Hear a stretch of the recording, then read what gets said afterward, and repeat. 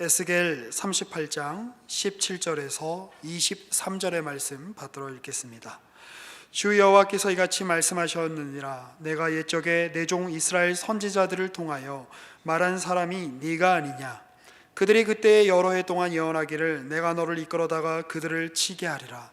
그날에 곡이 이스라엘 땅을 치러 오면 내 노여움이 내 얼굴에 나타나리라. 주 여호와의 말씀이니라. 내가 질투와 맹렬한 노여움으로 말하였거니와 그날에 큰 지진이 이스라엘 땅에 일어나서 바다의 고기들과 공중의 새들과 들의 짐승들과 땅에 기는 모든 벌레와 지면에 있는 모든 사람이 내 앞에서 떨 것이며 모든 산이 무너지며 절벽이 떨어지며 모든 성벽이 땅에 무너지리라. 주 여호와의 말씀이니라.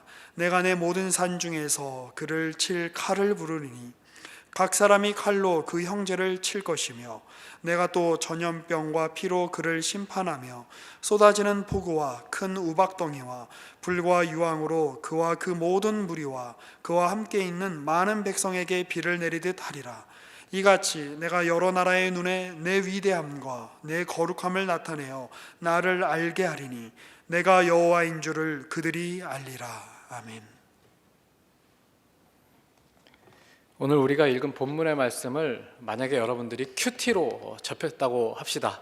매일 성경에 나와 있는 작은 분량의 메시지, 말씀으로 여러분들이 이 말씀을 보게 된다면 여러분들은 어떤 교훈과 어떤 적용들을 이끌어내실 수 있으시겠습니까?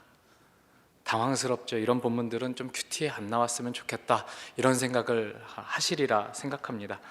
실제로 우리가 이런 말씀들을 큐티라는 작은 단위의 성경 구절들로 잘라서 접하게 되면 어떤 교훈을 얻을지, 어떻게 적용할지 그 올바른 길을 잘 찾아내기란 사실 쉬운 일이 아닐 것입니다. 그래서 성경은 이어져 있는 말씀에서 그 맥락 가운데서 역사적인 맥락, 또 그리고 그 말씀이 적혀 있는 말씀의 어떤 문학적인 맥락 속에서 그 말씀이 어떤 기능을 하고 있는지 잘 살펴봐야 말씀의 진의를 분별할 수가 있게 됩니다. 그런 차원에서 오늘 우리가 읽은 이 말씀이 들어있는 38장과 또 39장까지의 말씀, 이 말씀들이 에스겔서 전체적인 맥락에서 어떤 기능을 하고 있는지, 어떤 메시지를 우리에게 전해주고 있는지 같이 좀 살펴보려고 합니다. 에스겔서는 33장에서 예루살렘이 완전히 함락되었다는 소식이 들린 그 부분을 기점으로 해서 그 앞과 뒤의 메시지가 전혀 다른 방향으로 전환되고 있는 것을 우리가 봅니다. 이전까지 33장 이전까지의 메시지가 유다 왕국과 예루살렘에 대한, 그리고 유다 왕국과 예루살렘을 진멸하는데 직간접적으로 영향을 미쳤던 여러 나라들에 대한 심판의 메시지였다면 33장 이후, 그러니까 34장부터 에스겔서 마지막 말씀에 이르기까지 48장까지의 말씀은 구원과 회복, 그리고 영원한 새 언약의 메시지를 소개하고 있는 것을 우리가 보게 됩니다. 심판, 회복이라는 어떤 선지서의 전형적인 구조가 에스겔서만큼 그렇게 분명하게 드러나는 성경도 이렇게 흔치 않다라고 생각이 됩니다.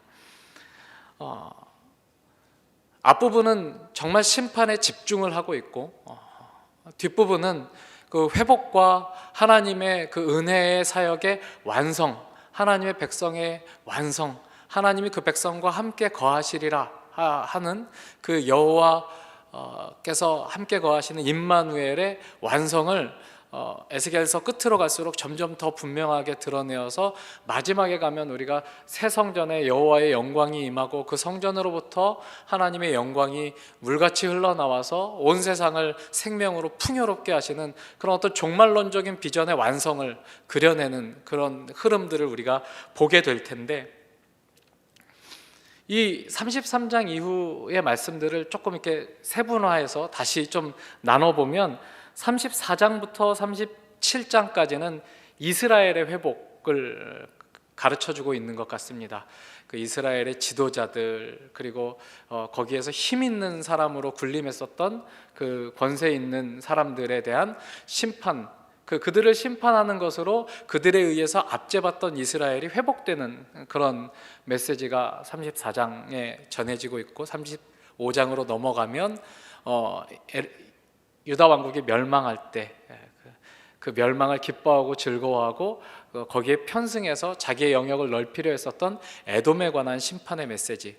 그러니까 어떤 유다의 회복이라는 차원에서 그 유다 자체의 회복과 그 유다 주위에 있는 대적에 대한 심판이 같이 진행되는 것으로 보면 이것도 이제 심판의 성격을 띠었지만 이스라엘 백성의 입장에서 보면 회복의 메시지의 일부다라고 볼 수 있고, 그리고 37장에서 그 대절정이 등장을 하는 것이죠.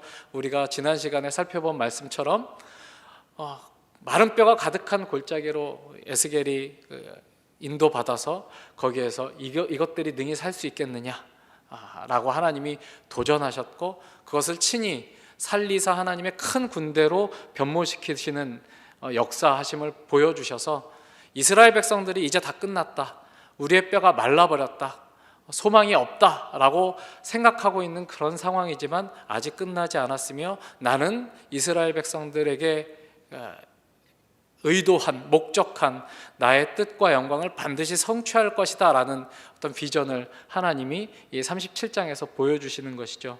그리고 이제 37장 뒷부분 마른 뼈 이야기 다음 부분에 가면 이스라엘의 남과 북이 그 회복이 되어서 다시 12지파의 이스라엘이 회복이 되고 그 통일된 이스라엘 왕국을 다윗 왕이 다스리는 그림으로, 그러니까 이스라엘 백성들이 알고 있었던 가장 영광스럽고 가장 경건했던 시대로 하나님이 이스라엘을 다시 회복시켜 주시리라 하는 비전을 하나님이 이 에스겔 선지자에게 보여줍니다. 이렇게 이제 34장부터 37장까지 이스라엘이 회복되는 이야기를 쭉 밀고 온 이 시점에서 38장과 39장은 약간 좀 뜬금없는 이야기가 끼어들어와 있는 것으로 보입니다. 37장 마지막 부분을 우리가 한번 보겠습니다. 37장 24절부터 보면, 내 종 다윗이 그들의 왕이 되리니 그들 모두에게 한 목자가 있을 것이라. 그들이 내 규례를 준수하고 내 율례를 지켜 행하며 내가 내 종 야곱에게 준 땅 곧 그의 조상들이 거주하던 땅에 그들이 거주하되 그들과 그들의 자자 손손이 영원히 거기에 거주할 것이요 내 종 다윗이 영원히 그들의 왕이 되리라. 내가 그들과 화평의 언약을 세워서 영원한 언약이 되게 하고 또 그들을 견고하고 번성하게 하며 내 성소를 그 가운데에 세워서 영원히 이르게 하리니 내 처소가 그들 가운데에 있을 것이며 나는 그들의 하나님이 되고 그들은 내 백성이 되리라. 내 성소가 영원토록 그들 가운데 있으리니 내가 이스라엘을 거룩하게 하는 여호와인 줄을 열국이 알리라 하셨다 하라. 은혜롭잖아요. 여기에서 딱 그 성경을 넘겨서 38장과 39장을 뛰어넘고 40장으로 가면 이렇게 말씀이 이어집니다. 우리가 사로잡힌 지 25째 해 성이 함락된 후 14째 해 첫째 달 10째 날에 곧 그날에 여호와의 권능이 내게 임하여 나를 데리고 이스라엘 땅으로 가시되 하나님의 이상 중에 나를 데리고 이스라엘 땅에 이르러 나를 매우 높은 산 위에 내려놓으시는데 거기에 나무로 향하여 성읍 형상 같은 것이 있더라. 나를 데리시고 거기에 이르시니 모양이 놋같이 빛난 사람 하나가 손에 삼줄과 측량하는 장대를 가지고 문에 서 있더니 그 사람이 내게 이르되 인자야 내가 내게 보이는 그것을 눈으로 보고 귀로 들으며 네 마음으로 생각할지어다. 내가 이것을 내게 보이려고 이리로 데리고 왔나니 너는 본 것을 다 이스라엘 족속에게 전할지어다 하더라. 또 이제 에스겔이 환상을 보는 거예요. 이것이 이제 40장부터 48장까지 예루살렘에 하나님이 세우실 새 성전의 환상이 이제 제시가 되고 있는 것인데, 친히 하나님께서 하나님의 그 형상을 입은 사람을 세워서 그를 안내자로 세워 이 성을 어떻게 측량하고 그 성이 어떤 모양으로 되어 있는지 보여주십니다. 그 바깥부터 시작해서 안쪽으로 들어가서 여호와의 그 성소까지 들어가면 그 성소에 원래 이제 있어야 될 것이 뭐죠? 여호와의 성소라면 응당 있어야 될 것. 여러분 이제 무슨 물건 같은 언약궤 이런 것들을 생각하시겠지만 여호와의 성소의 가장 핵심은 여호와의 임재십니다. 여호와의 영광이죠. 그 영광이 이제 이 새 성전으로 들어오는 것으로 이제 이 40장에서 48장 이야기가 마무리됩니다. 그러니까 37장 마지막에 내가 너희들과 함께 있을 것이다. 너희는 내 백성이 되고 나는 너희 하나님이 될 것이다. 내가 너희 가운데 성소를 세우고 거기에 임재할 것이다. 그리고 40장으로 넘어가서 새 성전을 보여주시고 그 성전에 여호와의 영광이 임하는 이 환상으로 마무리가 되면 좋은데, 갑자기 38장과 39장에 뜬금없는 이야기가 끼어들어 오는 것입니다. 이 38장과 39장은 마곡 땅에 로스와 메섹과 두발 왕 곡이라는 사람이 하나님의 백성들을 침략하는 이야기로 이제 묶여져 있습니다. 우리 38장 1절부터 한번 잠깐 보겠습니다. 여호와의 말씀이 내게 임하여 이르시되, 인자야, 너는 마곡 땅에 있는 로스와 메섹과 두발 왕 곧 고게게로 얼굴을 향하고 그에게 예언하여 이르기를, 주 여호와께서 이같이 말씀하시기를, 로스와 메섹과 두발 왕 고가, 내가 너를 대적하여 너를 돌이켜 갈고리로 내 아가리를 꿰고 너와 말과 기마병 곧 내 온 군대를 끌어내되 완전한 갑옷을 입고 큰 방패와 작은 방패를 가지며 칼을 잡은 큰 무리와 그들과 함께한 방패와 투구를 갖춘 바사와 구스와 붓과 고멜과 그 모든 떼와 북쪽 끝에 도갈마 족속과 그 모든 떼 곧 많은 백성의 무리를 너와 함께 끌어내리라. 그래서 그들이 어디로 가냐면, 너는 스스로 예비하되 너와 네게 모인 무리들이 다 스스로 예비하고 너는 그들의 우두머리가 될지어다. 여러 날 후 곧 말년에 내가 명령을 받고 그 땅 곧 오래 황폐하였던 이스라엘 산에 이르리니 그 땅 백성은 칼을 벗어나서 여러 나라에서 모여 들어오며 이방에서 나와 다 평안히 거주하는 중이라. 이스라엘 백성들을 치기 위해서 이 마곡 땅에 있는 로스와 메섹과 두발의 맹주였던 곡이라는 사람이 이스라엘을 대적하는, 또 이스라엘을 침략하여 그 얻은 노략물을 함께 나누고자 하는 많은 족속들을 거느리고 이스라엘 땅을 침범하게 하겠다라고 하나님이 그렇게 이야기하고 있는 것을 우리가 보게 됩니다.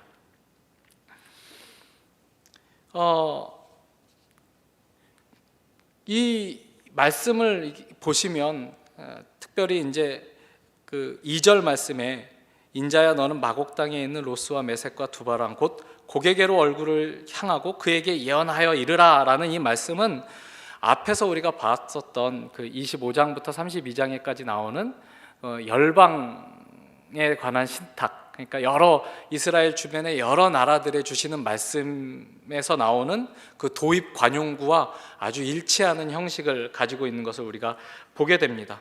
그렇다면 차라리 이것은 이 38장과 39장 자리에 있어야 될 것이 아니라 오히려 그 열방 신탁 쪽에 들어 있어야 맞는 것이 아닌가 하는 생각을 하게 되죠. 어차피 그 이스라엘이 아닌 다른 나라에 관한 심판의 메시지이니까 자리는 이쪽이 아니었으면 좋겠다 싶은 거죠. 그렇게 생각하는 것에는 아까 우리가 살펴봤듯이 37장에서 40장으로 넘어가면 굉장히 흐름도 자연스럽고 이 이스라엘의 구원과 회복의 완성이라는 선지서의 뒷부분의 맥락도 아주 자연스럽게 이어지니까 그쪽에 갔으면 좋겠는데, 여기에 있는 것, 그것의 의미를 좀 이제 생각해 보는 것입니다. 그런데 사실 그 열방 신탁 부분에 나오는 7 나라들은 이스라엘 백성들이 들으면 곧바로 알만한 그런 나라들이었습니다. 그리고 그들은 이스라엘의 흥망성쇠에 직간접적으로 영향을 끼치고 주고받았던 그런 나라들이었던 데 반해서 여기에 나오는 마곡 땅에 있는 로스, 메섹, 두발 이런 나라들은 이스라엘 백성들이 잘 모르는 나라였다는 거죠. 실체가 불분명합니다.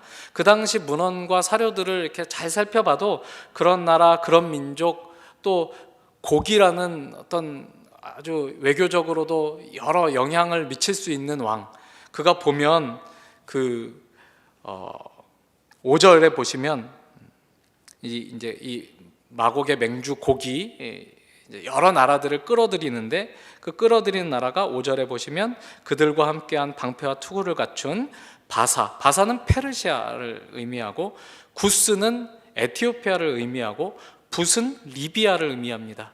그러니까 나중에 보시면 이 마곡의 왕 곡은 북쪽에서부터 이제 밀고 내려오는 것으로 되어 있는데, 여기 이제 같이 합세해야 되는 나라들 중에 페르시아는 이스라엘의 아주 먼 동쪽에 자리하고 있는 나라이고, 그 다음에 에티오피아와 리비아는 이스라엘의 남쪽 또는 남서쪽에 이제 위치한 그런 나라죠. 그러니까 이 여러 나라들을 넓게 아우르는 그런 정도의 영향력이 있는 왕이었다면 분명히 이제 그 당시에 문헌에도 좀 등장을 해야 맞는데, 그런 이름은 거의 등장을 하지가 않습니다. 그러니까 이 사람을 어떻게 이해해야 되느냐? 이 사람은 실제 나라의 왕이 아니라 어떤 상징적인 존재라고 우리가 받아들여야 한다는 것이죠. 8절에 보시면 여러 날 후 곧 말년에라는 표현이 등장을 합니다. 이 여러 날 후 말년에라는 표현은 어떤 종말론적인 비전을 볼 때 그 표현할 때 동원하는 그런 표현입니다. 16절에 가면 조금 더 분명하게 이렇게 표현을 하고 있는데요. 구름이 땅을 덮음같이 내 백성 이스라엘을 치러 오리라. 곡이 그렇게 여러 민족들을 이끌고 구름같이 이스라엘을 치러 온다라는 말씀입니다. 고가 끝날에 내가 너를 이끌어다가 내 땅을 치게 하리니 이는 내가 너로 말미암아 이방 사람의 눈앞에서 내 거룩함을 나타내어 그들이 다 나를 알게 하려 함이라. 라는, 여기서는 조금 더 분명하게 끝날에 라고 이제 그렇게 표현을 하고 있습니다. 여러 날 후 곧 말년에, 끝날에, 이런 표현들을 종말론적인 표현들이라고 하는데, 그 열방인들에 대한 심판의 말씀과는 달리 하나님의 뜻이 온전하게 성취되는 마지막 때를 내다보는 그런 사건으로 이해할 수 있도록 우리를 안내하는 표현들입니다. 그러니까 지금 이 38장과 39장에서 기록되고 있는 이 말씀들은 단순히 포로된 유대인들이 다시 그 고국으로 돌아가는, 아마도 약 50년 후에 있을 고레스 칙령 때의 포르기안 사건을 넘어서서 더 궁극적인 종말론적인 비전을 보여주고 있는 말씀이다라고 우리가 그렇게 받아들여야 된다라는 이야기죠. 이 에스겔이 예언하고 있는 마곡 땅의 왕 곡은 우리가 얼마 전에 살펴본 계시록에서도 언급이 된 바가 있습니다. 우리 요한계시록 20장으로 한번 넘어가 보도록 하겠습니다. 성경에서 제일 찾기 쉬운 책 중에 하나, 요한계시록 20장. 그냥 끝에서 넘기는 게 빠릅니다. 7절입니다. 천년이 참에 사탄이 그 옥에서 놓여 나와서 땅의 사방 백성 곧 곡과 마곡을 미혹하고 모아 싸움을 붙이리니 그 수가 바다의 모래 같으리라. 그들이 지면에 널리 퍼져 성도들의 진과 사랑하시는 성을 두름에 하늘에서 불이 내려와 그들을 태워버리고 또 그들을 미혹하는 마귀가 불과 유황못에 던져지니 거기는 그 짐승과 거짓 선지자도 있어 세세토록 밤낮 괴로움을 받으리라. 계시록에서는 이제 그 에스겔에서는 지역으로 표현되어 있었던 마곡을 사람의 이름으로 써서 곡과 마곡이 사탄의 미혹을 받아 성도들의 진과 사랑하는 성을 둘러싸다가 하늘로부터 내리는 불로 말미암아 심판을 받는 장면을 우리에게 소개시켜주고 있습니다. 계시록에서도 이 전쟁은 사탄의 세력이 최종적으로 심판을 받는 장면으로 묘사가 되고 있죠. 하나님의 사랑하시는 백성들을 위협하고 공격하고 할 수만 있으면 멸망케 하려고 하는 그 사탄의 세력을 하나님께서 뿌리 뽑으시고자 그것들을 이끌어내서 심판하시는 마지막 전쟁이 될 것이라고 계시록에서도 말씀하고 있고, 오늘 우리가 읽은 에스겔 38장과 39장에서도 그런 맥락으로 이 이야기가 소개가 되고 있다는 것을 우리가 염두에 두어야 될 필요가 있습니다. 많은 사람들이 이 마곡의 왕 곡과의 전쟁, 에스겔서에서 보았던 그 마지막 이스라엘 백성을 향한 그 세상과의 전쟁, 그리고 요한계시록 20장에 나오는 사탄이 천년 후에 풀려 나와서 곡과 마곡을 미혹하여 세상의 모든 세력들을 이끌고 하나님의 성도들을, 하나님의 다스리는 나라를 무너뜨리고자 일으키는 이 전쟁이 과연 언제 있냐, 또 그런 나라들이 어떤 나라들이냐 하는 데 있어서 많은 관심을 갖고 궁금해하고 거기에 대한 많은 해석들을 내놓습니다.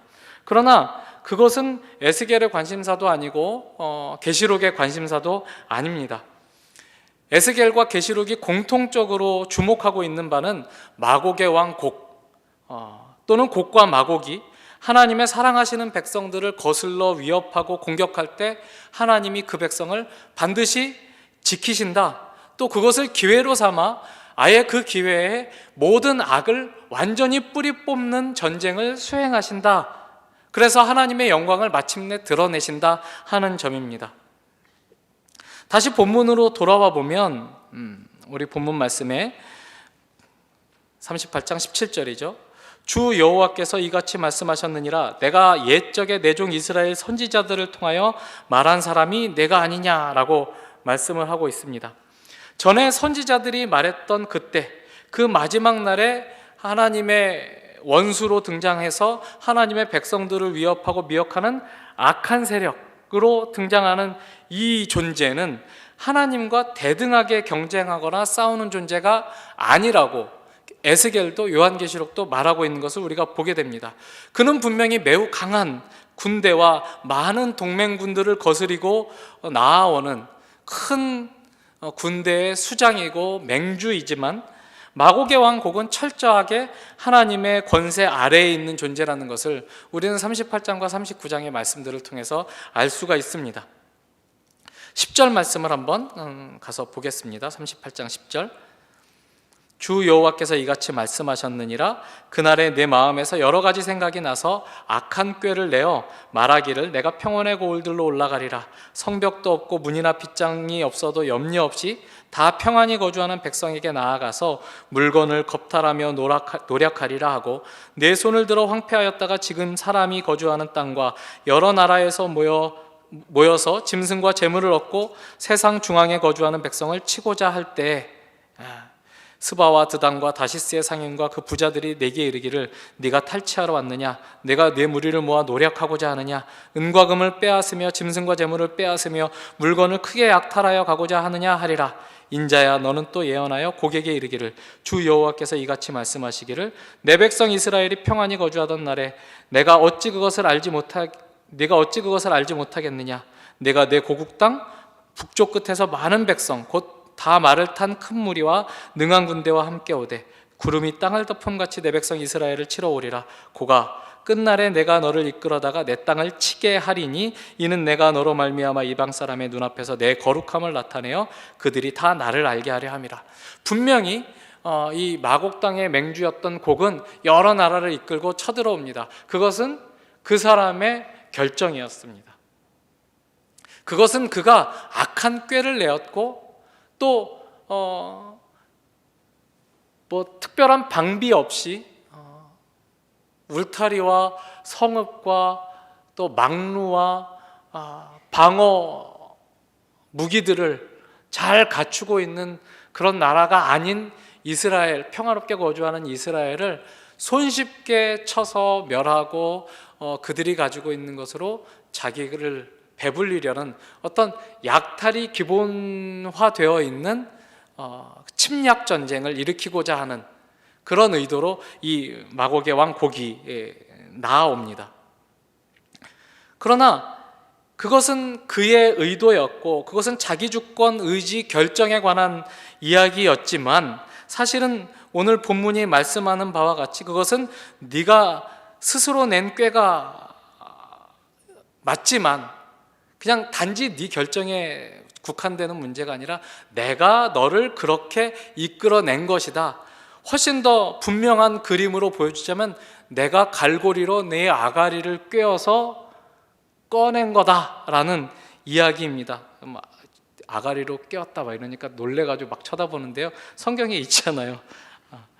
읽은 말이에요.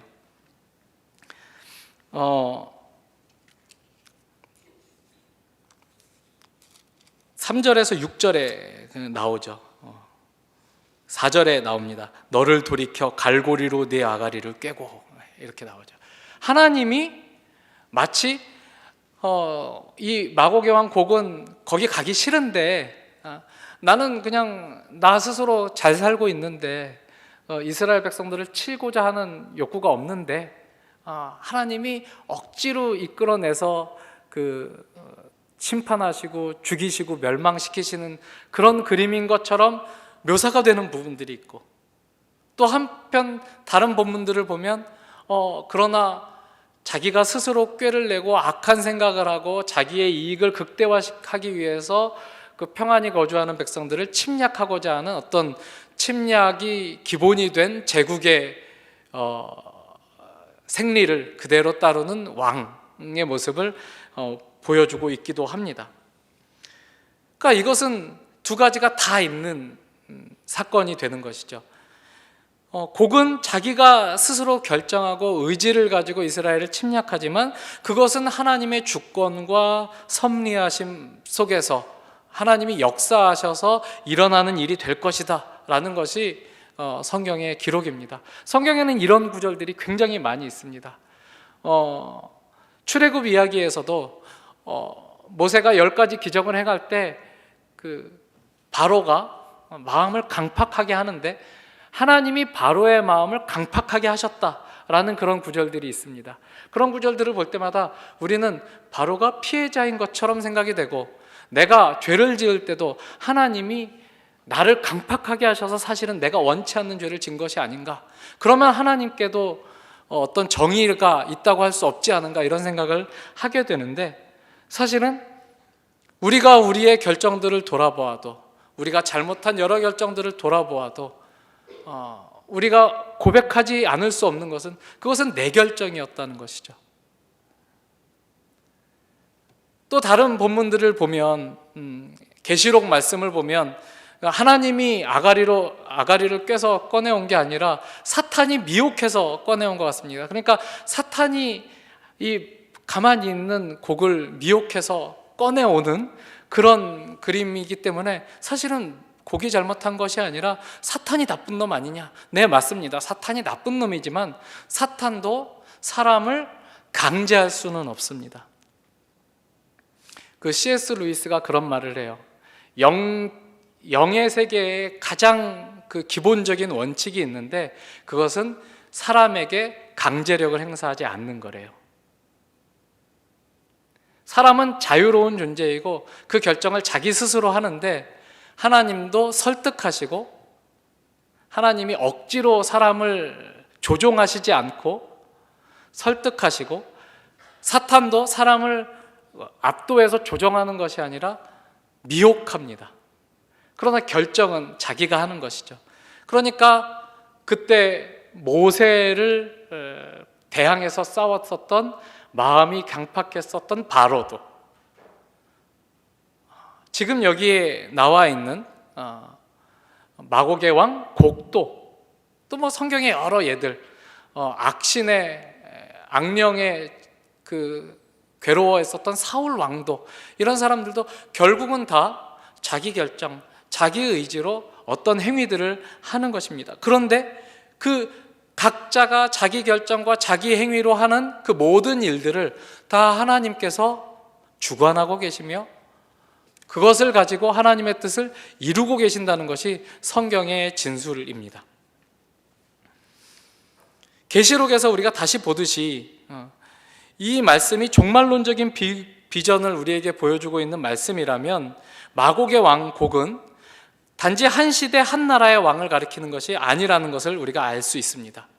이 세상 가운데서 늘 있어 왔던 여러 나라의 어떤 그 모양과 또 여러 정신으로 존재해온 하나님의 백성을 대적하는 사탄의 세력을 총칭하는 그런 존재로서 마곡의 왕 곡을 동원하고 있는 것으로 우리가 이해를 해야 합니다. 이런 존재들, 하나님의 백성을 대적하는 존재들은 어느 시대에나 이 세상에 있어 왔습니다. 실제로 어거스틴이 있었던 때, 어거스틴은 이 마곡의 왕 곡이 몰고 오는 그 파멸의 존재를 그 북방의 고트족이라고 생각을 했다고 하고요. 그 전에 유대인들은 이 에스겔의 그 마곡의 왕 곡이 로마라고 생각했을 것이고, 또 가장 최근에 미국의 그 세대주의자들은 이를 연합이 해체되기 전에 소련이었다고도 생각을 했습니다.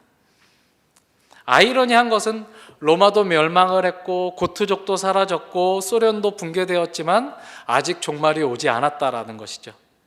우리의 관심사는 우리의 대적들이 멸망하고 완전히 심판을 받아서 이제 더 이상 걱정도 하지 않아도 되고 안심하며 살 수 있는 그런 때를 만나는 것이지만, 진정한 샬롬, 진정한 평안은 하나님의 나라가 완성되는 마지막 때라야 올 것이다 라고, 그리고 그날에는 그날과 그때는 하나님 외에는 아무도 모르리라는 것이 성경의 말씀입니다.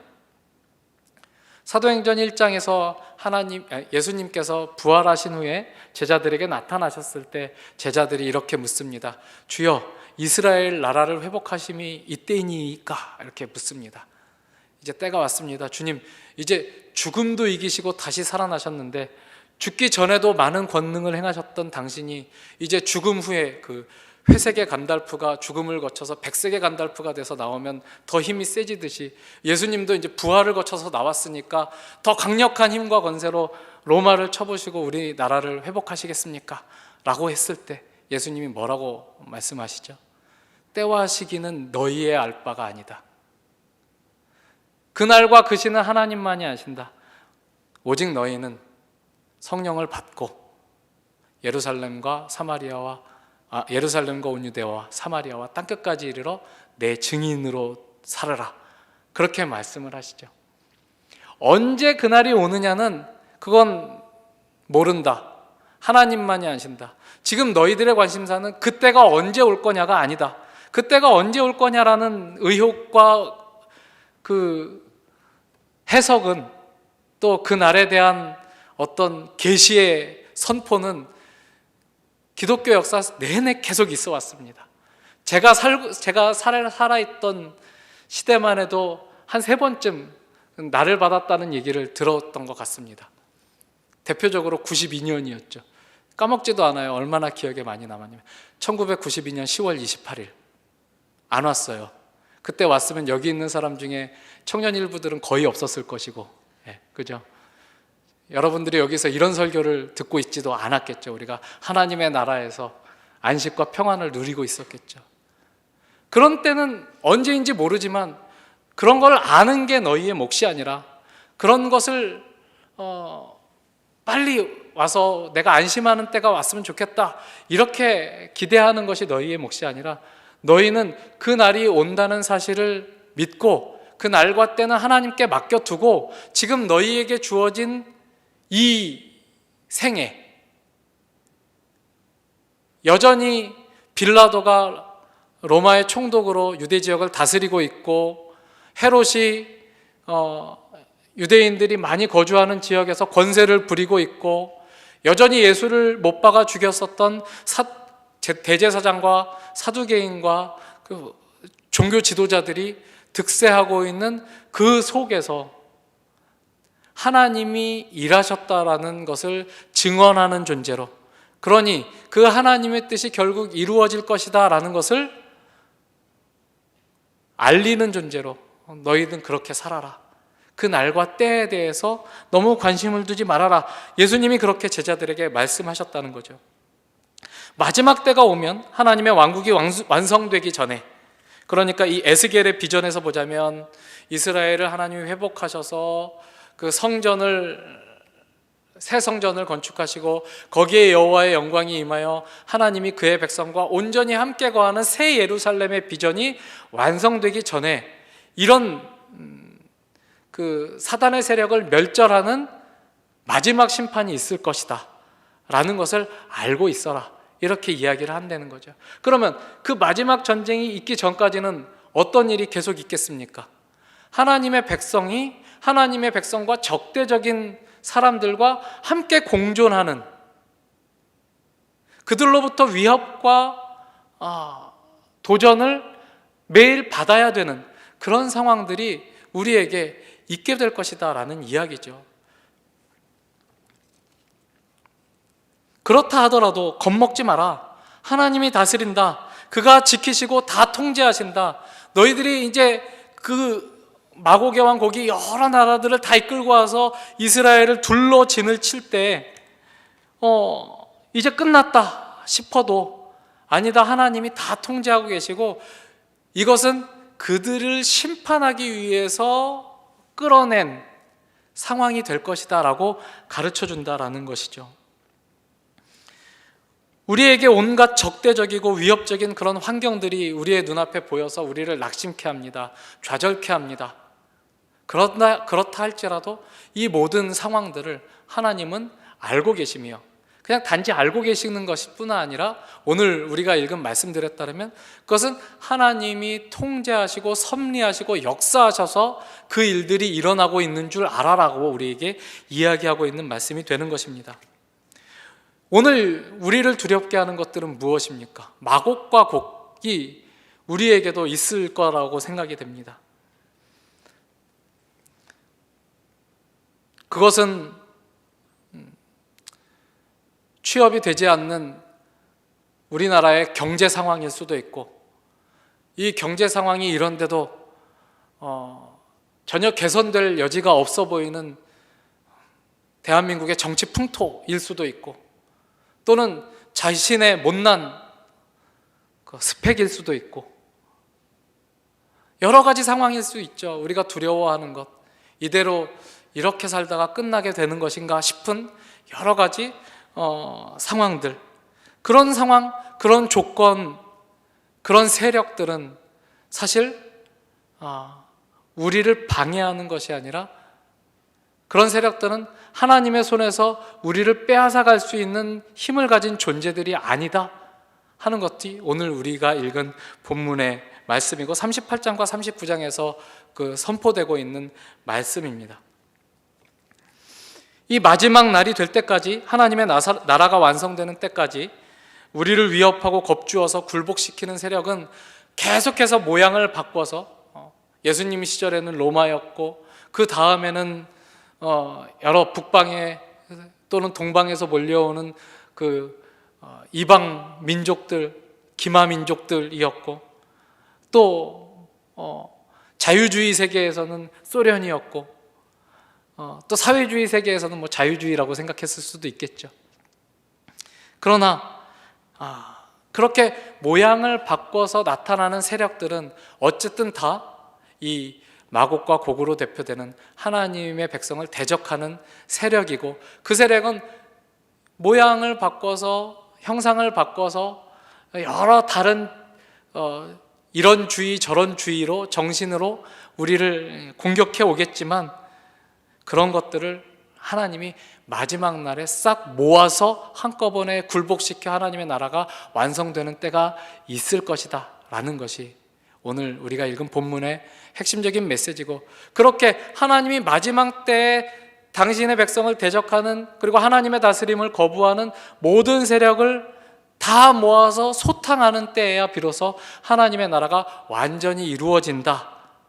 그렇게 하나님의 나라가 완성되는 그림이 오랜 전 에스겔의 환상 속에서도 보여졌고, 그리고 예수님의 승천 이후 요한의 계시록 환상에서도 보여졌듯이 오늘 우리도 그 비전을 마음속에 품고 우리에게 주어진 현실의 어떤 도전과 두려움 앞에서 그래, 괜찮아, 지금도 여전히 하나님이 다스리고 계셔, 하나님이 지금 일어나고 있는 이 모든 상황과 우리를 대적하고 있는 이 모든 조건들을 다 주관하고 계셔 라고 믿으며 그 속에서 하나님의 백성으로, 증인으로 살 수 있도록 우리를 격려하는 말씀으로 이 말씀을 하고 계시다, 우리가 그렇게 받아들여야 할 것입니다. 누가 우리를 그리스도의 사랑에서 끊겠습니까? 오늘 우리 기도하신 형제가 기도했듯이, 기도 첫머리에 말했듯이 우리가 아직 죄인이었을 때 우리를 위하여 그리스도께서 죽으심으로 하나님이 우리에 대한 자기의 사랑을 확증하신 그런 존재로 자의식을 가지고 거기에서 우리의 우리를 하나님의 손에서 빼앗을 수 있는 존재는 아무도 없다는 그런 이해 속에서 도전에 직면해서 하나님의 백성으로 하나님의 일하심을 증언하는 사람으로, 증인으로 서는 여러분과 제가 되는 오늘 이 말씀 되기를 바랍니다. 기도하겠습니다. 하나님 아버지, 감사합니다. 우리는 두려움 속에서 살아가고 있습니다. 세상에는 우리를 두렵게 하는 많은 일들이 일어나고 우리를 두렵게 하는 여러 가지 도전적인 상황들이 학생일 때, 학생의 시절이 끝났을 때, 직장을 다닐 때, 싱글로서의 삶을 끝냈을 때, 가족을 이루었을 때, 그때마다 늘 우리를 시험하고 도전해 오는 것을 우리가 직면합니다. 하나님, 그 속에서 믿음을 가지고 사는 사람은 어떻게 살아야 되는지 오늘 말씀을 통해서 다시 한번 생각해 보게 됩니다. 최종적인 승리를 하나님이 정하셨고 그 최종적인 승리를 하나님이 정하셨으니 겁먹지 말고 오늘 하나님의 백성으로, 하나님의 증인으로 우리에게 주신 삶을 살으라 권하시는 하나님의 그 권면을 우리가 진지하게 받아들기를 원합니다. 하나님, 함께하여 주시옵소서. 승리하게 하여 주시옵소서. 지지 않게 하여 주시고 물러서지 않게 하여 주시옵소서. 우리가 연약하여 물러설지라도 하나님이 다시 우리를 일으켜 세우셔서 그 자리에 섰을 때 다시 한번 하나님의 백성으로 그 문제에 직면할 수 있는 용기 우리가 가질 수 있도록 함께하여 주시옵소서. 예수님 이름으로 기도합니다. 아멘.